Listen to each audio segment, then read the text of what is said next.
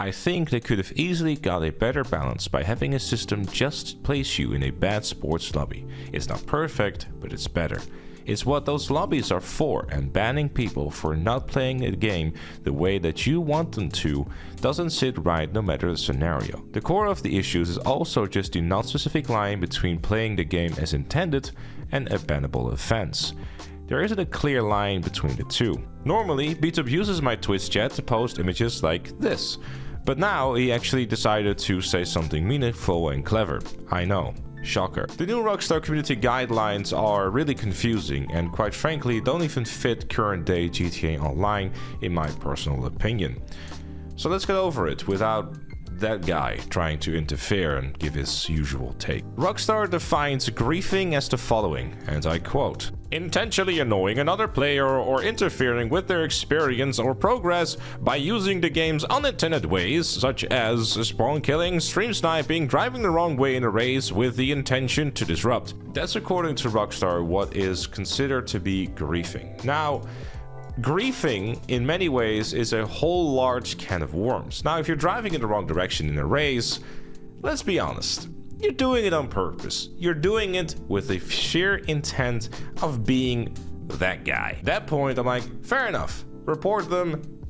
Out. The other examples though is where it becomes a bit more of a gray area and I get rather confused. What determines stream sniping exactly? Can I report someone for joining my match without me having invited them, knowing full well that my viewers can see exactly what I'm doing and they can just join me if they want to? Or is the line drawn where they become a little too obnoxious and constantly try to join my session, just trying to kill me over and over with the tools like the orbital cannon that, let's be honest, Rockstar themselves put in the game as example? Or could a streamer even go as far as abusing this? Someone that is joining their session without any sort of ill intention and is someone who's just a fan and constantly following you around, because let's be honest, if you ever have seen streamers stream a game, that is always going to happen. It's just, I guess, you know, a perk of the job, if anything. But you know, especially if there is a new viewer who doesn't really know what's cool and what isn't, you know, and constantly following you around, or they are like a really big fan of you, is that stream sniping, or is that just, you know, like, how malicious does it have to be? And I'd also be afraid that the streamer could go as far as to start abusing it. So that's where, like, how does Rockstar exactly determine this? And would Rockstar even be able to recognize this too? Because all they're getting is a report, and what do you do then? Griefing is also a very broad line here. How do you determine that? You have Thundercunts trying to just destroy your cargo and will fly the Harry Potter merch from one side of the map to the other just so they can be that person. But Rockstar literally does tell you to go out of your way and destroy that thing or go after someone's cargo for some money and RP, which doesn't specify how much it is. Or for example, in the case of like the vehicle export where you can steal the vehicles, there are so many mechanics within the game that literally encourage you to participate in that PvP area. But is that considered griefing, or is that just an intended game mechanic, right? There's stuff like high demand cash bonus in the game, and there's an entire subculture of players out there that are dedicating their time to being these type of people and making sure that everyone goes back to invite-only sessions. So is cargo griefing at that point a game mechanic? I know that's a stretch to call cargo griefing a game mechanic, but the game literally tells you to do it.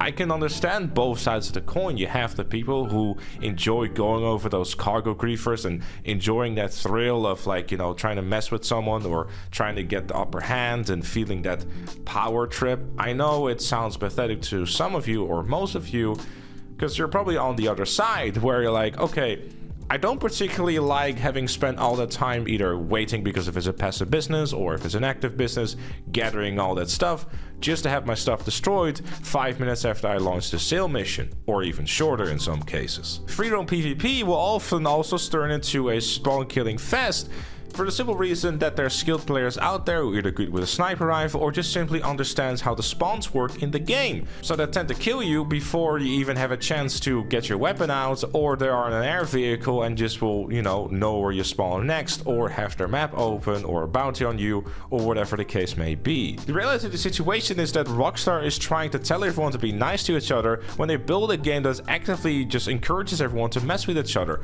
whether it's friends or just being obnoxious when going going after each other in maybe one of the different businesses or non-business activities in the game.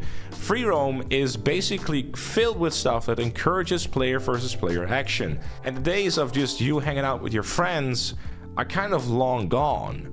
So these rules don't make a whole heap of sense when you're trying to tell a player base that is over 10 years old. So now suddenly go, don't do that anymore. Where I think the line is drawn for the griefing, as it's being seen as griefing, is when there's a person on the receiving end of a 30 kill streak that they never asked for, or wanting to engage within the fight from the very start. Trash talking becomes more like a 1950s America, and racing turns into bumper cars from a local fun fair.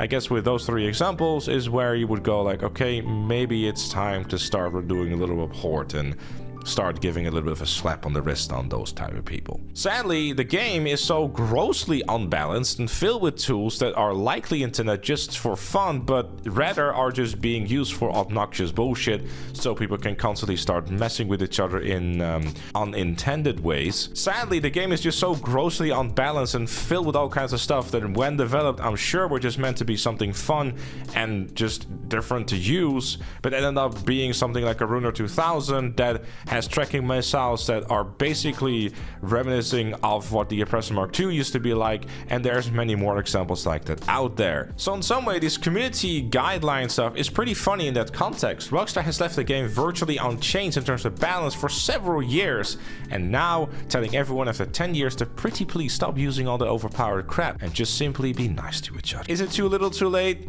Probably. I think this is one of those exchanges and experiments that they're doing for GTA 6 where there hopefully will be less of a problem. I think that there's not really a winnable argument on either side of the coin. Griefers will enjoy that power trip and, feeling like they're better than everyone, and the people on the receiving end, offset griefing, kind of just feel like, okay, I'm just sick and tired of this, I'm going back to invite onlys. There's never going to be a winning argument here, and that's fair enough. The reality of these rules existing is that the people and or gamers on the internet over the years have just simply gotten way more toxic, primarily because there's a lot more of them now. The more cynical reason here might be that investors probably don't really like it when they constantly see GTA Online articles pop up how it's the most toxic player base of all time, and there's like real issues with all kinds of things that they now have the community guidelines for. Regardless, I'd like to refer to this video as well that kind of goes over how ToxMod actually works. The short version is that Rockstar can set it up the way that they like to, how sensitive it is going to be to certain words and phrases,